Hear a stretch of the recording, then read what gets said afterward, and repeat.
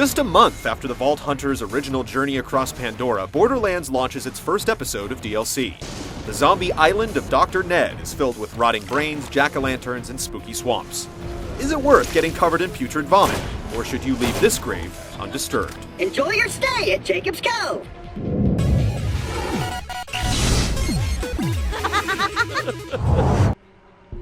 Zombie Island's story takes place after the events of the main game, although you can access it any time after you've activated the fast travel network.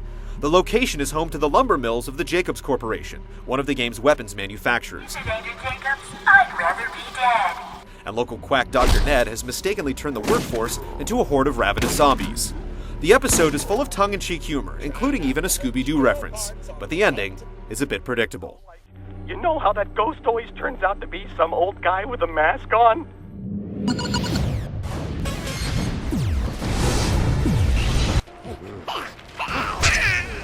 Clocking in at around 6 to 7 hours, Zombie Island takes you through a couple of dozen quests as you search for clients' missing loved ones or gather the eggs of raven-like birds called corpse eaters.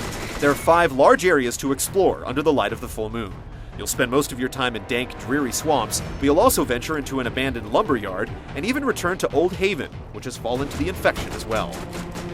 If you venture to Zombie Island with a character in the mid-30s, you can expect to gain another 4 or 5 levels, and naturally, you're likely to pick up some new weapons and gear too. However, they're all the same random goods you'd run across in the main game. There are no unique themed items to be found, and that's a shame, since we would love to take the pumpkin grenades of one specific boss as a parting gift.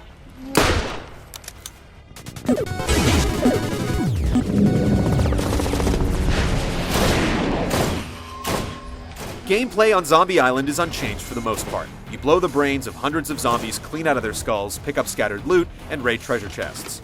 Although the standard zombies are just reskinned psychos and civilians, there are quite a few new enemies rising out of the muck.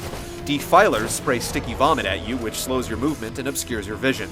Suicide zombies run up to you and explode, and bulky Tankensteins and Wereskags regenerate health if you don't kill them quickly enough. Lucky players will also come across loot goons running around with treasure chests strapped to their backs. There are some harrowing set-piece moments as you struggle to survive the zombie masses while waiting for an elevator or bridge to lower. One scene even offers a bit of humor as you approach an amputee home, only to find legless zombies rising from the backyard. Despite the large environments, you're left to explore the island on foot. There are no vehicles and no fast travel stations beyond the entry point. If you quit playing at some far-off location, you'll have to walk all the way back the next time you boot up the game. And you have to retread much of the same ground as you complete quests. Also, one of the longer side quests tasks you with collecting hundreds of zombie brains, and the rewards for your effort are just absolutely worthless.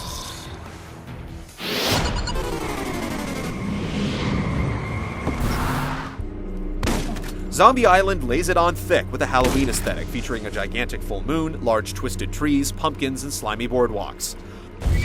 The music is composed of desolate ambient tones, giving the bayous an appropriately haunting feel.